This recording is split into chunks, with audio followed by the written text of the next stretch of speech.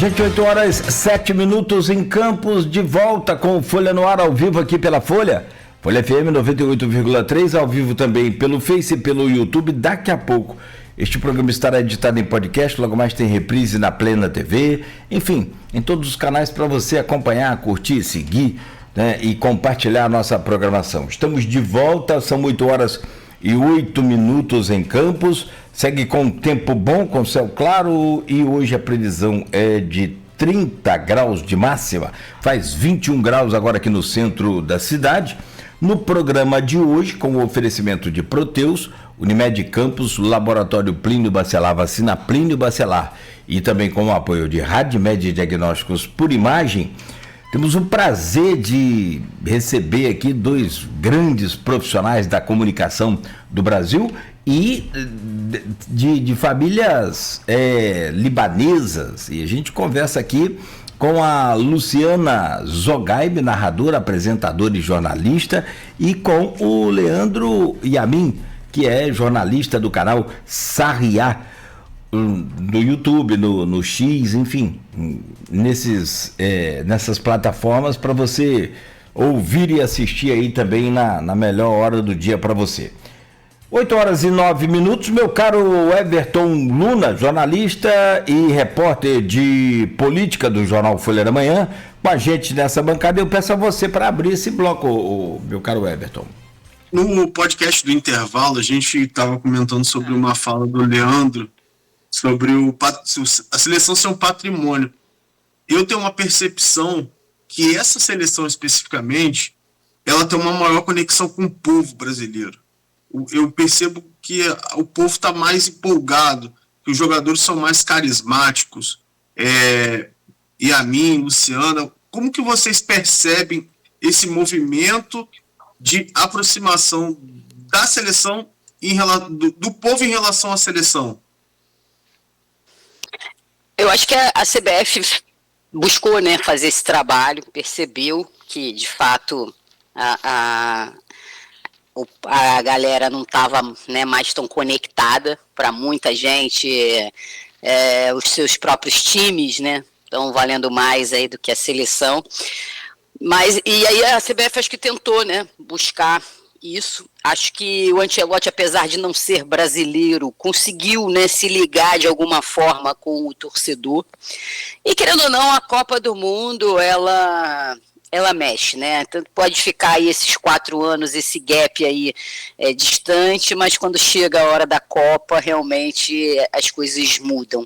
E querendo ou não, esse período, né, a gente vem até o Leandro citou bem essa questão política, né, ano de Copa do Mundo, ano eleitoral, e a gente, né, tá vivendo um momento, né, dessa divisão muito forte, né, na sociedade, e isso acaba indo também para a seleção, como que a própria camisa da seleção brasileira virou um símbolo político também, o que fez muita gente não querer vestir, ou querer vestir, né, e isso dividiu também.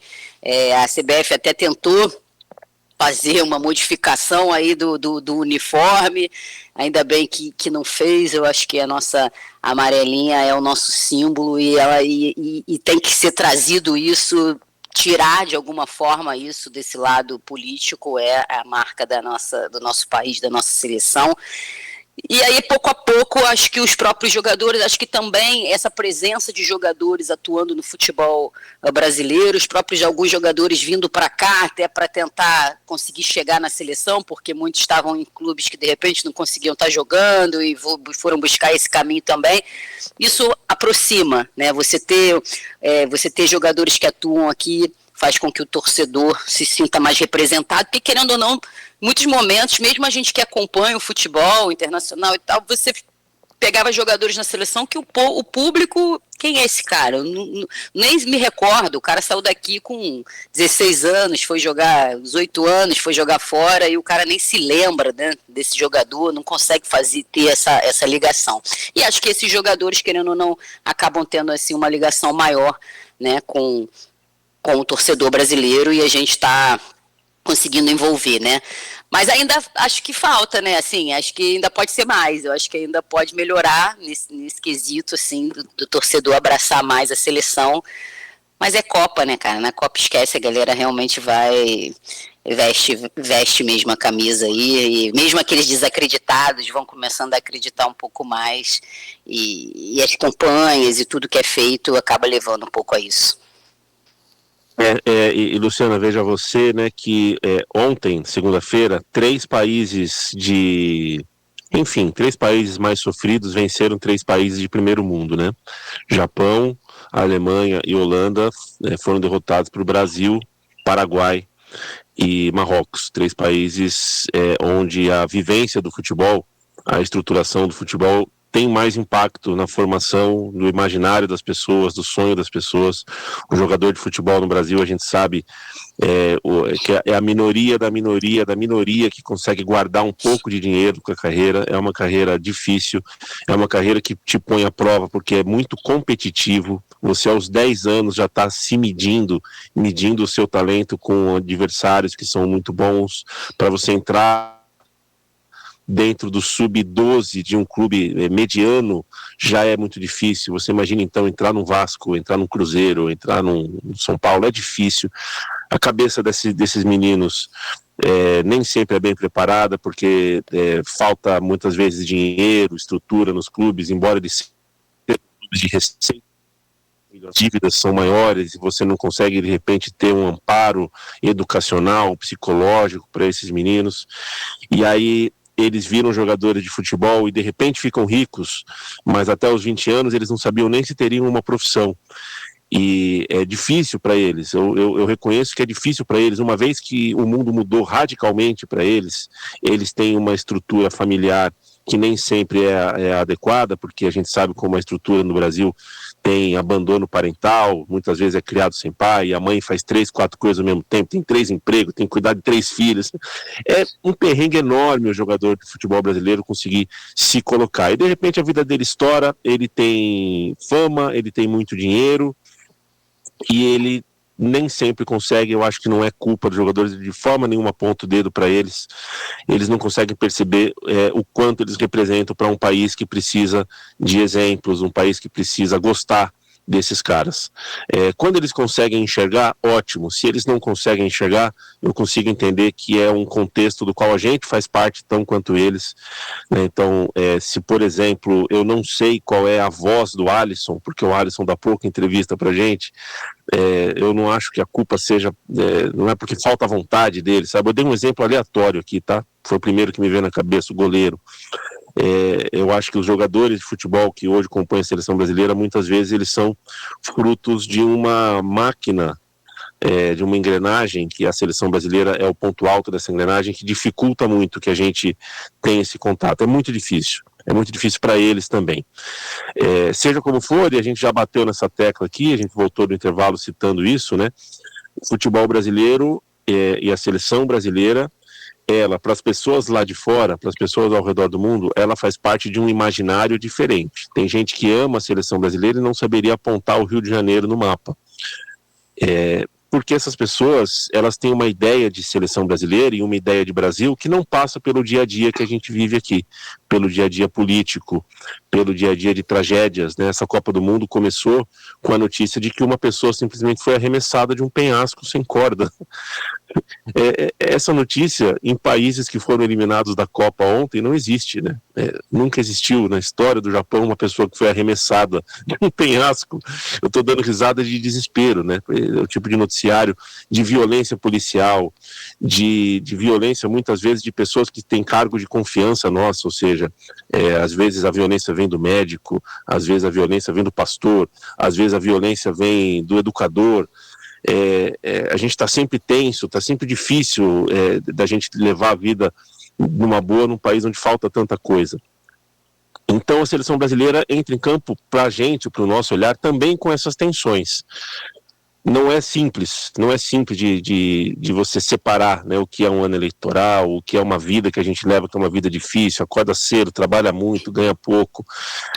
Eu acho que tudo isso entra em campo, gente. Eu acho que tudo isso entra em campo. Quando o Brasil faz um gol aos 50 do segundo tempo, a gente vê imagens do mundo inteiro comemorando e a gente começa a entender que a gente tem um presente do nosso lado, apesar de tudo, né? A seleção brasileira, eu costumo dizer que a seleção brasileira faz de tudo para a gente não gostar dela, mas a gente de algum jeito gosta, porque de alguma forma a seleção brasileira nos ajuda a lembrar de que pode ser que a nossa vida seja sofrida mesmo, pode ser que a vida do brasileiro, da brasileira não seja a vida mais fácil, mas em última análise, a rigor, o jogador de futebol da seleção brasileira talvez nem consiga enxergar isso, mas ele se conecta com a gente mais do que ele supõe, porque o jogador de 25 anos da seleção brasileira, ele é rico há 5, mas ele foi pobre por 18, 19 anos, e isso de alguma forma se conecta com a gente. Cara, você tem que sair agora às 8h20, então eu vou fazer uma pergunta direta e reta, que na verdade também não se deveria fazer esse tipo de pergunta para quem quer ser hexacampeão. Quem vai ser melhor para o Brasil? E eu começo com você, Leandro, entre Marrocos ou Marrocos? Ui, não, pelo amor de Deus, vira essa boca para lá. É madeira, Marrocos não. Entre Costa do Marfim e Noruega, duas seleções que também, assim como o Japão, tem uma história muito pequena em Copa do Mundo, né? E pouca tradição de camisa. Vai valer aquela coisa da camisa de novo com qualquer uma das duas? Ou é a máxima, a real, quem quer ser campeão não tem que escolher adversário, Leandro? São dois adversários que oferecem desafios difíceis, diferentes, mas equivalentes. O principal jogador da Costa do Marfim atua pelo corredor esquerdo, chama Diomandé. E ele vai bater num lugar onde está o Danilo, que é um elo fraco nosso. Isso me preocupa. O principal jogador da Noruega é um dos principais jogadores do mundo. Não tem zagueiro que consiga marcá-lo de maneira perfeita. Não tem solução, não tem antídoto que neutralize um jogador desse nível. Então me preocupa também. No entanto, a dupla de zaga brasileira faz uma boa Copa. A princípio eu prefiro a Costa do Marfim como adversário, porque eu acho que é um adversário que comete mais erros, um adversário que dá mais espaços, e o Brasil precisa de espaço, porque precisa de velocidade, o ataque do Brasil é veloz, e precisa desse espaço que eu acho que a Noruega, por ter mais força física, por ter mais força, por ter mais estatura, então dificulta mais o jogo aéreo, é um jogo de mais choque, de mais trombada, é um jogo que eu acho que, em teoria, né, isso obviamente é teoria, seria um adversário menos confortável para o Brasil. Agora, Copa do Mundo, quando chega nessas 2 últimas semanas aí, é muito mais o encanto do momento, é muito mais você acordar bem no dia certo do que fazer uma análise detalhada de aonde joga o melhor jogador do adversário, tal. Eu acho que é a hora de ter um encanto, é a hora da seleção brasileira acordar bem junta, se divertir junta. Copa do Mundo é sorriso também, Copa do Mundo não é quartel-general, e tem uma hora que tem que soltar esse nervosismo todo, desfrutar um pouco, porque eu acho que joga melhor o time que consegue desfrutar. Ficar nessa loucura, nessa sanha de que precisa ganhar o tempo inteiro, e é um quartel-general, e não fala com ninguém, e dá resposta. O Brasil ontem pôs dedo na cara de jogador japonês, porque teria ouvido uma declaração que foi mal aceita, e parece que ela, na verdade, foi mal traduzida. Eu acho que essa pilha trabalha contra. Eu espero que o Brasil chegue domingo mais leve, para que, se acontecer alguma coisa errada, como aconteceu no primeiro tempo do jogo de ontem, o Brasil saiba responder sem aquela pilha toda, né? O Brasil ontem deu um sinal pra gente, o Brasil esteve perto de sair da Copa do Mundo ontem, até o intervalo, porque o Brasil estava perdido em campo. Eu espero que o Brasil não se perca, seja a Noruega, seja a Costa do Marfim, o nosso adversário. Boa, deixa eu fechar com você, pode ser, Luciana? Por favor. E aí você escolhe aí o adversário do Brasil da... Vamos lá, meu caro Leandro, excepcional, cara, te receber aqui, conversar contigo, muito bom, espero que, e vou logo te dizer, você, assim como a Luciana, estão convidados, Luciana já conhece Campos, acho que você também já deve ter passado por aqui, mas quando passar, avise antes, porque eu sou, não da sua terra, da terra de vocês, libanês, mas eu sou italvense, E, modesta parte, tenho habilidades culinárias elevadíssimas, sei fazer um quibe muito bom e estou aqui proposto a fazer para passar pelo crivo de vocês, que são autênticos. Então, ó, muito bom, cara, muito legal te receber aqui. Obrigado pelo carinho com a gente aqui e sucesso para você. Sou eu que agradeço, Cláudio, Everton, Luciano, prazer em falar com todos vocês e prazer de, logo de manhãzinha, chegar na casa das pessoas. Esse é um privilégio da nossa profissão, né? A gente chega em pessoas que a gente nem imagina. Isso, para mim, é um privilégio, assim, que faz a gente levantar da cama. Foi um prazer falar com vocês. Tchau, tchau. Everton, fecha aí com ele. Leandro, foi um prazer imenso, foi muito legal.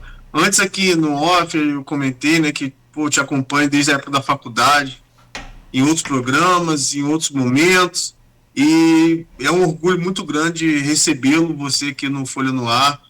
Pô, muito feliz, e que tenhamos outras oportunidades, quem sabe numa possível final Flamengo e Palmeiras, você retorne aqui para a gente bater esse papo entre dois rivais, né? Mas nesse momento nós estamos todos juntos. Quem sabe no momento mais à frente estaremos em campos diferentes, né? Exato. O amarelo nos une. E embora, e eu fico feliz quando o amarelo nos une, porque na camisa amarela tem um pouquinho de verde. E quando eu vejo todo o Brasil vestido com um pouquinho de verde, eu acho que o Brasil fica mais elegante. Luciana, fecha com ele aí também, por favor. Prazer conhecê-lo, Leandro, estar aqui com você, saber desses laços aí que temos em comum. Foi muito bom trocar aí contigo. Valeu, ó, não esquece não, hein? Tá de pé aí a proposta do Kibe, hein? Tô sujeito a ser criticado também, não tem problema não. Forte abraço. Valeu, tchau. Vai com Deus.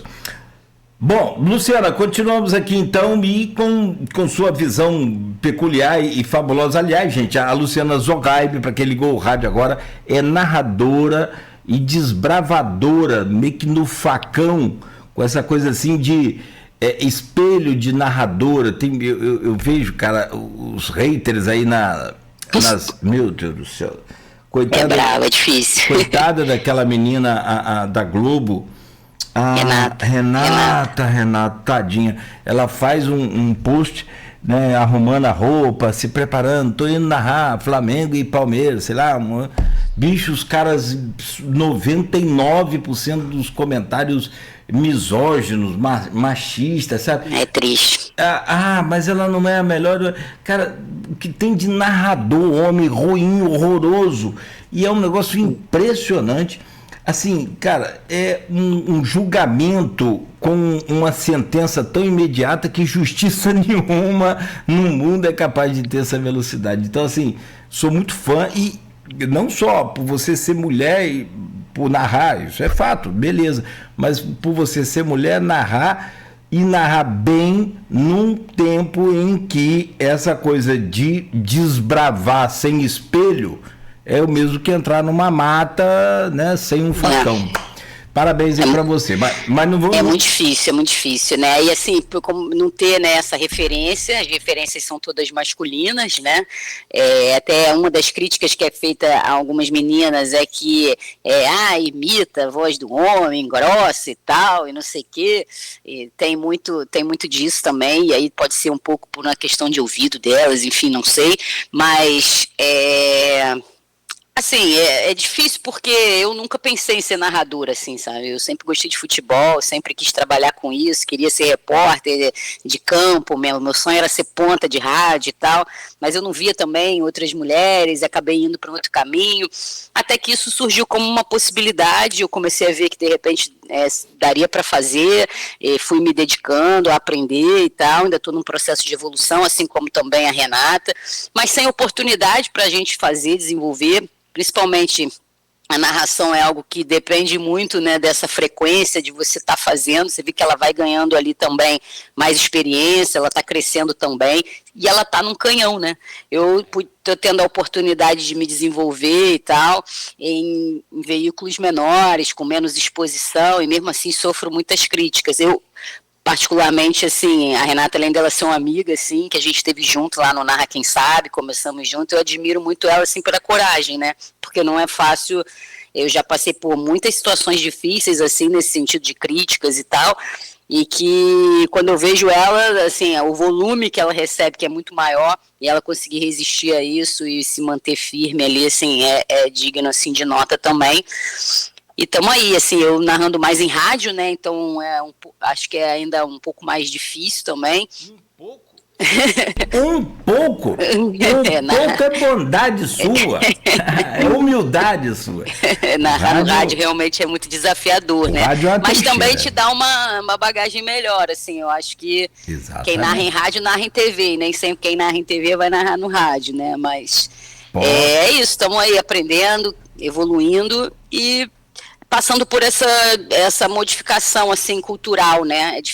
Acho que gradativamente as pessoas vão aceitando mais, a presença delas, né, num veículo como a Globo é muito importante. Eu ainda lamento muito que a Cazé TV, mesmo tendo uma narradora lá contratada, não tenha colocado para fazer nenhum jogo, sabe? Eu acho que fica nítido assim para mim que a maioria das emissoras que tem mulheres ainda não dá devido espaço a elas, assim, não deixa isso, né, é muito focado aí nas críticas, talvez se deixe levar por isso, não queira, né, comprar essa briga, e a Globo compra essa briga, que bom, e aí isso vai abrindo portas, né, imagino que depois dessa Copa, na Copa Feminina, a gente possa ter aí mais mulheres, né, nessa cobertura, até porque eu acho que vai ser uma exigência da FIFA, e aí eu acho que a gente vai ter que estar mais presente. Eu achei que eles nem tinham mulher contratada. Eles têm. Eles têm. O que é pior, eu cheguei a fazer uns trabalhos com eles, assim, de frila, né? Eu fiz até as Olimpíadas de Inverno recentemente, mas para essa Copa não houve não cogitaram. Mas lá existe uma narradora contratada, que é a Letícia, mas ela faz mais a parte de esportes olímpicos atualmente. Futebol feminino e tal, mas não fez nenhum jogo da Copa. Eu acho que poderia ter feito, mesmo que fossem alguns jogos mais secundários, poderia ter feito. Sim. Até para poder ganhar, né, rodagem, é isso aí. Essa experiência, né, esse desenvolvimento. É uma menina jovem, nova, enfim, é complicado. Não fala. Deixa eu perguntar a Luciana aqui, Everton, desculpa, você já quer mudar o tema ou eu posso perguntar? Não, ela tem que projetar a Costa do Marfim. Então, pois é. Difícil, né? Acho que você colocou bem, quem quer ser campeão da Copa não tem como escolher adversário. Acho que, como também bem disse o nosso colega Leandro, os dois adversários serão adversários difíceis para a gente, principalmente em cima desses dois jogadores que a gente falou bastante aqui hoje, né? Casimiro e Danilo, que são dois jogadores que agora estão pendurados, né? Levaram cartões. E o jogo dessas duas equipes, acho que vai passar muito em cima deles, né? Tanto a Costa do Marfim explorando ali as laterais para cima a lateral, principalmente esquerda deles, né, defensiva direita nossa do Danilo, e o jogo da equipe da Noruega, que é um jogo mais centralizado, de toque de bola rápido, com o Haaland, que é um centroavante espetacular. Agora, a Noruega nessa Copa já levou 7 gols, né? Então eles têm um ataque muito poderoso, mas eles têm um sistema defensivo fraco, que apesar deles terem muita altura, acho que a seleção de maior estatura talvez aí da Copa, tomou muitos gols de bola aérea. Então é um ponto que a gente também pode explorar nesse sentido. E são duas seleções, a meu ver, que tem seus lados positivos, a Costa do Marfim de velocidade, mas são duas seleções inexperientes, assim, né? E eu acho que o Brasil pode, com a força da sua tradição, da sua camisa, vencê-los também. São adversários difíceis, a meu ver, do nível, assim, do Japão, em termos de dificuldade que a gente vai encontrar aí pela frente. O Japão, uma equipe mais organizada e tudo, mas são duas equipes que vão nos dar trabalho.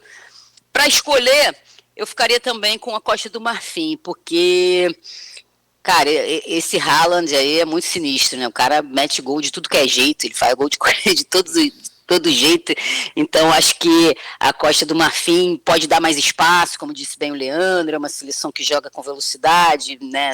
E apesar que na Copa, até aqui, defensivamente, quem se mostrou mais fraco foi a Noruega, né? Então Não sei, acho que eu ficaria com a Costa do Marfim, por característica de jogo, assim, mas acho que a gente pode vencer os dois e seguir nessa evolução, nessa crescente. Vai ser mais um passo, vai ser mais um fortalecimento, e como que a gente vai fazer com essas duas peças, né? Porque a gente pode perder um dos dois, tomar mais um cartão amarelo, e fatalmente isso pode acontecer, especialmente o Casimiro, e como é que a gente vai...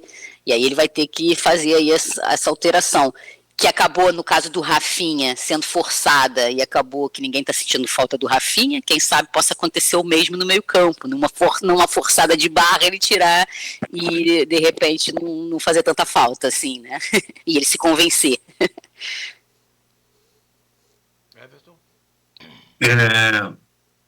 E dos outros jogos, assim, o que você mais observou, o que mais chamou a atenção nos jogos de Paraguai e Alemanha, e Marrocos e Holanda?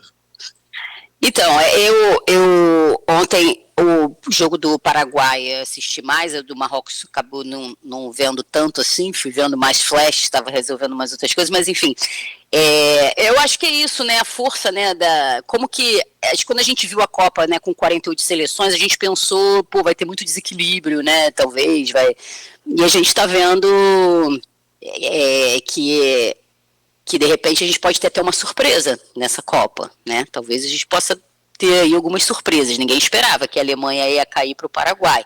Paraguai que mostrou muita raça, muita disposição, ainda na fase de grupos também, teve um jogo que ficou com um jogador a menos um período inteiro e conseguiu segurar, enfim, então uma equipe forte também, defensivamente. E uma Alemanha meio desencontrada, né? Acho que a própria imprensa alemã vem ali já desde a primeira fase ali descascando bastante para cima do treinador alemão. Acho que não vai resistir ao cargo, vai acabar tendo que sair. Uma Alemanha que deixou um pouquinho também a desejar, a meu ver, assim, esperava mais da seleção alemã. E no outro duelo de Holanda e Marrocos, um jogo que foi bem parelho, bem disputado, né? Assim. E Marrocos não é surpresa, né? A última Copa já mostrou, né, a sua qualidade, tem jogadores espetaculares, né? Não à toa deu bastante trabalho para o Brasil. Eu até falei que na primeira fase eu preferia que tivesse sido Marrocos nosso terceiro adversário, para a gente ter ali um teste um pouco melhor, porque a gente sentiu muito a questão da estreia e tal, talvez teria sido um degrau, assim, uma subida melhor se a gente tivesse pego Haiti, Escócia e depois Marrocos, né? Como Marrocos foi nosso primeiro adversário, a gente não conseguiu ter muito bem esse parâmetro, porque eu acho que o peso da estreia acabou sendo muito importante ali. Mas é uma seleção muito perigosa, com jogadores realmente de muito talento, né?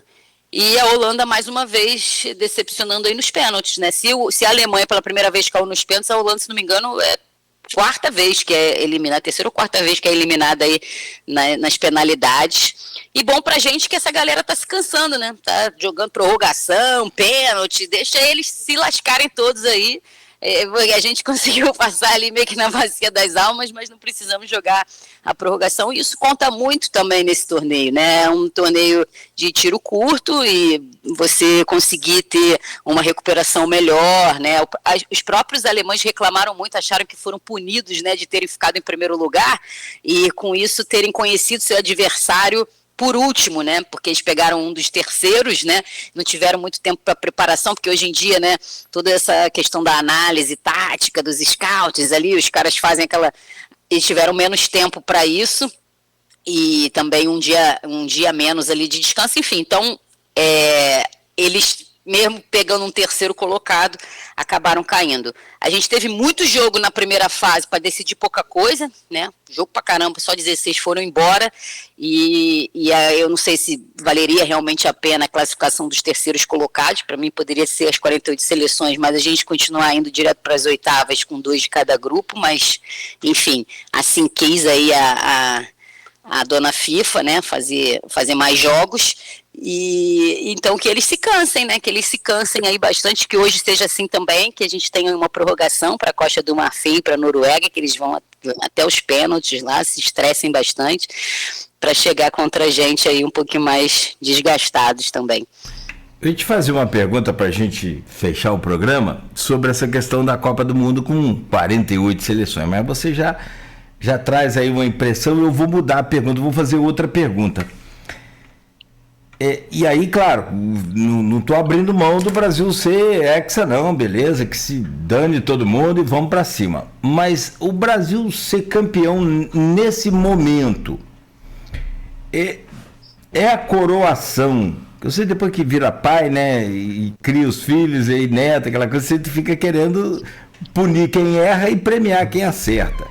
Mas assim, é a coroação de um momento desmanzelado, eu diria, do futebol brasileiro. Temos um quadro de arbitragem horroroso. Temos uma organização de um calendário terrivelmente cruel com os jogadores. E temos uma fase, entre outras coisas que a gente poderia colocar, mas eu coloco esses três. Um quadro de arbitragem muito ruim, um VAR que é lento e não funciona, ainda erra, e, além disso, essa questão de uma entre-safra de jogadores muito ruim e, né, por tudo isso, ainda temos um técnico pela primeira vez de fora do país na seleção. Seria a coroação dessas três coisas se o Brasil for campeão do mundo? Cara, assim, é claro que a gente queria viver numa outra realidade, né? A gente queria, né, que fosse tudo um cenário perfeito. Mas qual vez também nós fomos campeões com esse cenário perfeito, né? Na maioria das vezes que nós ganhamos, a gente saiu desacreditado, era uma desgraça danada. Até se você vê aí a saga do Tri, né? O próprio Tri mesmo, o próprio Pelé era contestado e tudo mais. Então, assim, eu acho que não vejo muito por esse lado. Eu acho que pode ser uma chance para que as coisas melhorem também, né? Porque, querendo ou não, um título desse traz mais crianças para o jogo, traz mais gente para jogar, e daí pode sair mais novos jogadores, né? Enfim, então acho que pode desenvolver para a gente também muita coisa, trazer a confiança de volta também, porque, né, a gente começa a achar que olhar mais para fora, a grama do vizinho é mais verde que a nossa, e os outros também têm lá os seus problemas também. Quando a gente acompanha aí as ligas europeias, os treinadores lá também reclamam dessa questão de calendário. Isso não é muito um privilégio nosso, né? Porque o futebol agora cada vez mais grana, tem que ter jogo, então os jogadores estão sendo levados a essa exaustão aí de torneios, de competições. Então acho que não vejo muito por esse lado não, acho que pode ser uma boa oportunidade para a gente fazer as mudanças. Vejo que tem tentado, né, se fazer algumas mudanças, tanto do nosso calendário como da nossa arbitragem, alguns movimentos da CBF nesse sentido, né? Apesar da CBF ser uma entidade, né, bastante manchada, com muitos problemas, assim, eu prefiro olhar o lado cheio do copo, assim. Eu acho que isso daí pode ser um fator, assim, para trazer de volta, assim, sabe, o futebol para o Brasil, que a gente está mais 4 anos aí, a gente vai para um recorde aí de tempo, né, sem título. Então que esteja assim e que a gente volte a ganhar, apesar que desde antes da Copa eu já achava difícil, continuo achando, acho que a gente ainda está, mas quem sabe, né, o futebol tem isso, assim, de dar esse match, das coisas acontecerem e você ir engrenando, e principalmente nessas competições assim de mata-mata, muitas vezes equipes, né, que não são as melhores conseguem ter um espírito ali, se unir e a coisa funcionar. É nessa que eu estou aí, nessa expectativa que isso possa acontecer para que a gente possa sair campeão, porque se a gente for olhar para a França, se a gente for olhar para a Argentina e a gente for fazer uma comparação fria, a gente não tá, né? A gente não. Mas futebol é isso, o legal do futebol é justamente isso, né? Que nem sempre o melhor vence, existem outros fatores que podem nos levar aí à vitória. Boa. Everton? Luciano, muito obrigado. Pô, muito legal te ter aqui no Folha no Ar. Um prazer enorme bater esse papo, projetar a seleção brasileira, analisar o que já aconteceu. Então, muito, muito, muito obrigado mesmo. Eu que agradeço aí vocês pelo convite, foi legal demais participar. E estamos aí, sempre que precisarem, que quiserem, estamos juntos e vamos lá, vamos por mais. Lembrando que também falta agora menos de um ano para a Copa Feminina no Brasil. Acho que é muito, muito importante a gente também aproveitar, né, esse momento da seleção, para convocar também, sabe, a torcida para aderir ao futebol feminino, sabe, acompanhar mais, estar mais perto da nossa seleção e poder também fazer com que o futebol feminino seja uma realidade para a gente, porque foram muitos anos aí de muito preconceito com essa modalidade, muita negação, e as mulheres, né, eu tenho que levantar a bandeira das mulheres e desse futebol feminino que eu acompanho, convidar também a galera para, assim que acabar a Copa, acompanhar o Brasileirão Feminino lá na TV Brasil, que é onde eu estou trabalhando também, nas transmissões dos jogos do futebol feminino. Campeonato Brasileiro Feminino que está bem disputado, bem acirrado, vai ser bem legal essa reta final aí da primeira fase, então deixo esse convite também. Ó, eu tô te seguindo lá no seu @ no Instagram. Luzogaibe. Luzogaibe. Já fui mais atuante no X, né? Mas uns tempos pra cá eu parei um pouco de atuar ali no X, enfim. Bora lá pro TikTok. No TikTok tem alguns videozinhos lá, mas é pouco. Eu sou mais no Instagram, mas tem que... Pode falar? Hoje em dia tem que ser rede social, né, Investe. outra geração, mas tem que investir. Nós somos nativos do rádio, híbridos com a geração aí de redes sociais.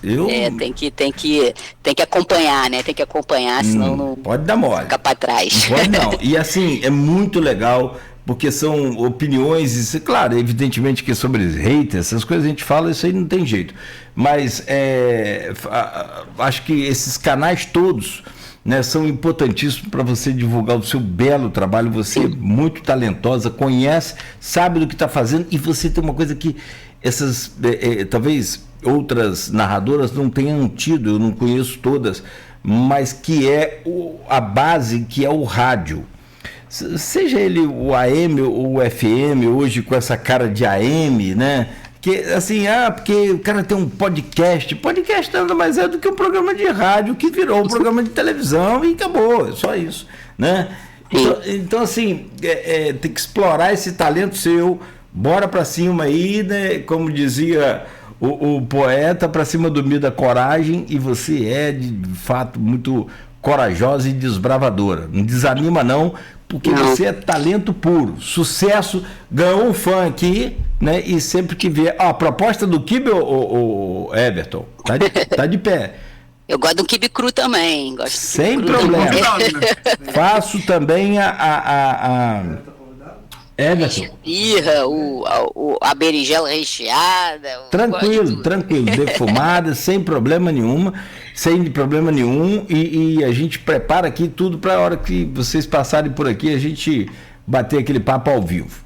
Prazer te conhecer, sucesso para você. Prazer foi meu, cara. Tamo junto. E na expectativa de narrar ano que vem o título Primeira Estrela do Brasil no futebol feminino, eu tô jogando isso pro universo devolver para mim.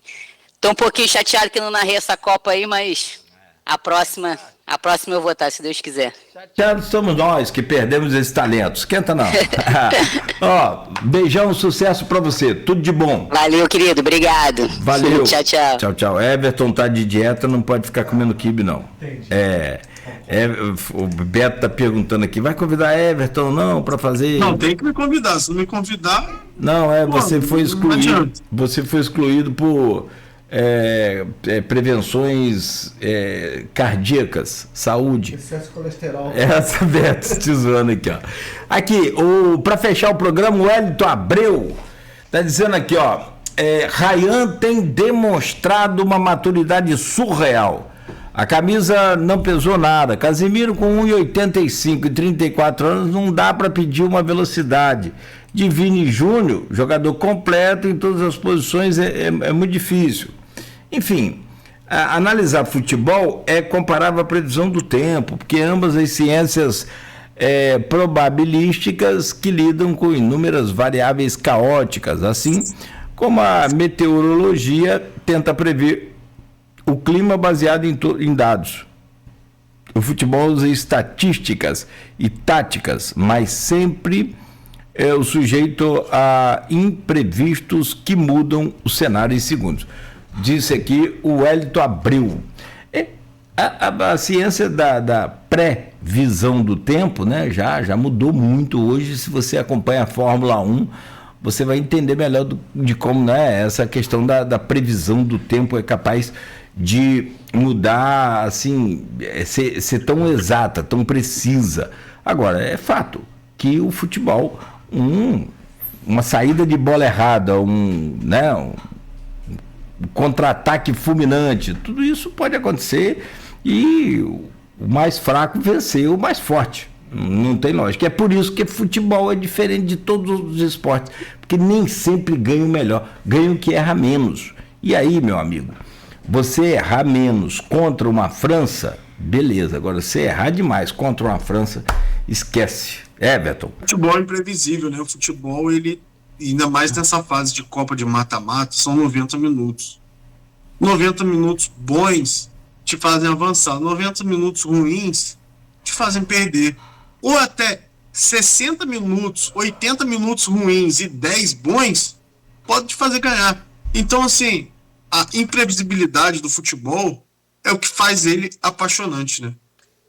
Tenha dúvida. É isso que é o que eu falo. Por isso que é futebol. Você não vê o cara lá em Bangladesh jogando basquete. Porque, claro, vai ter um cara jogando basquete, mas eu tô falando em grande.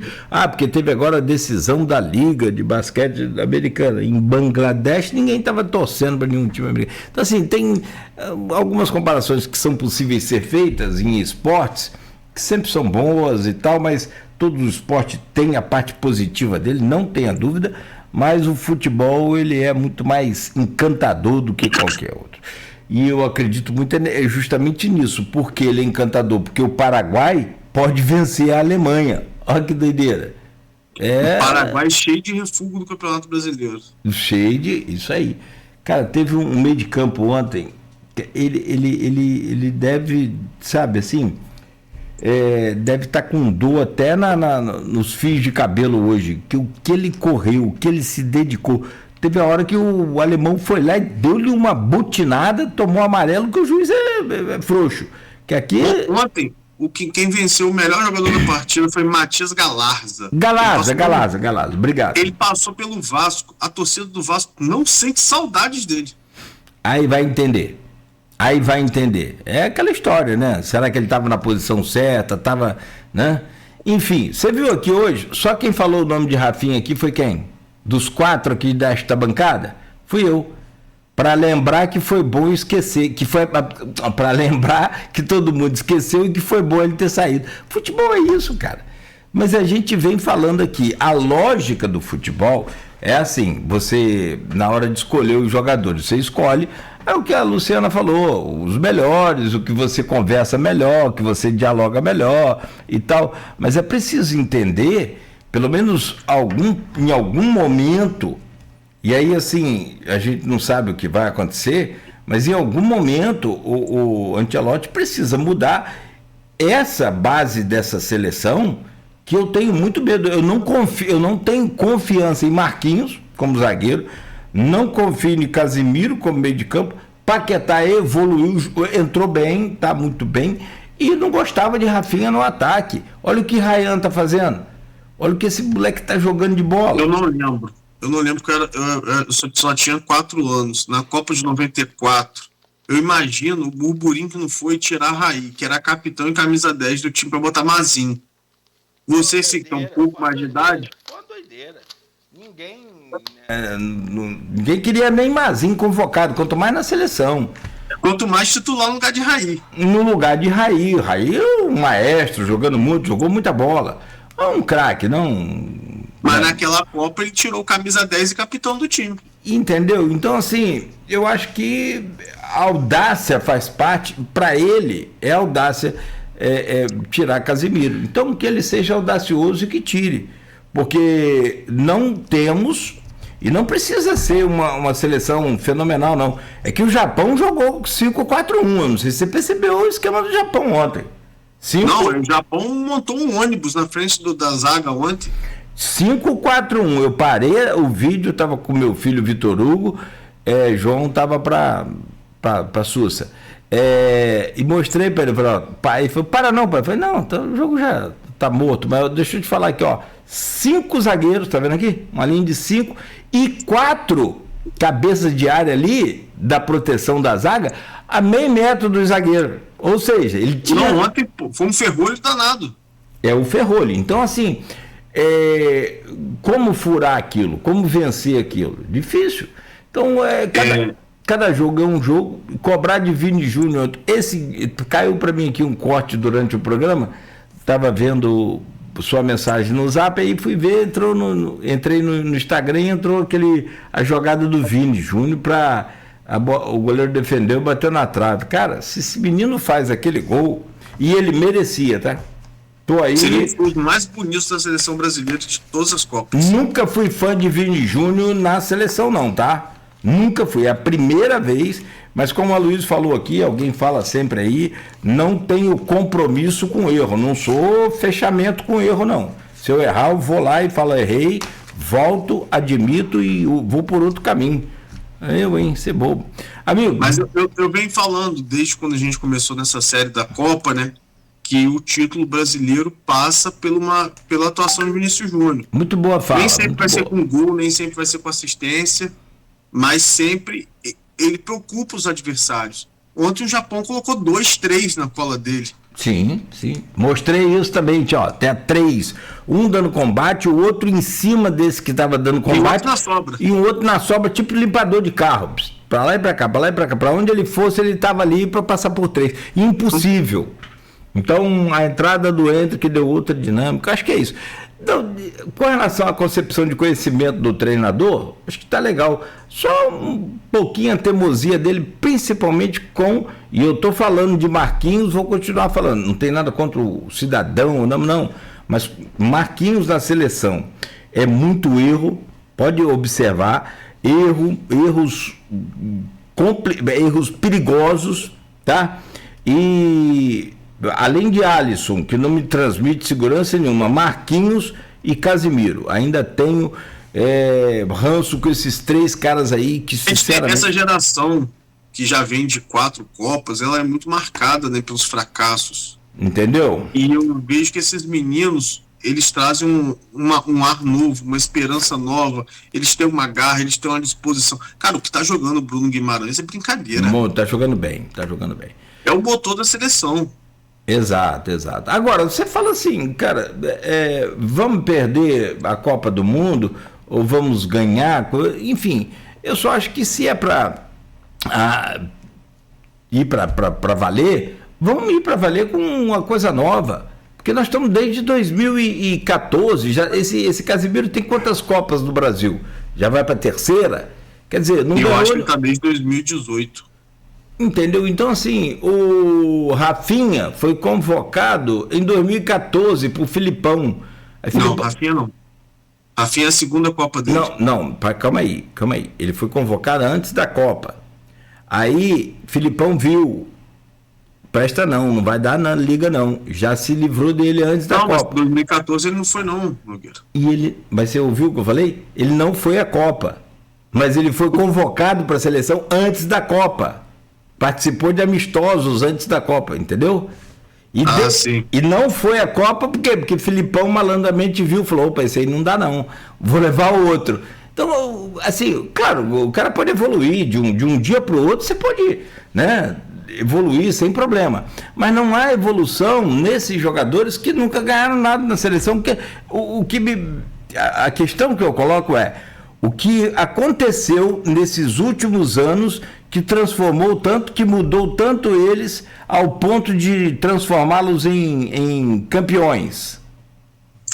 Essa que é a pergunta. O que eles fizeram de diferente nos últimos anos e que agora vão conseguir acertar e fazer tudo e dar certo? Eu acho que tem uma diferença. O banco de reserva, o cabeça branca. Pode ser, mas é uma questão que eu estou colocando. O Brasil, de outras Copas, não teria virado o jogo de ontem. Eu eu achava um time muito acomodado, muito sem sangue. Ontem o time do Brasil, mesmo não tendo feito um primeiro tempo tecnicamente bom, o segundo tempo foi da superação. E às vezes a superação é melhor do que ter qualidade, dependendo do dia.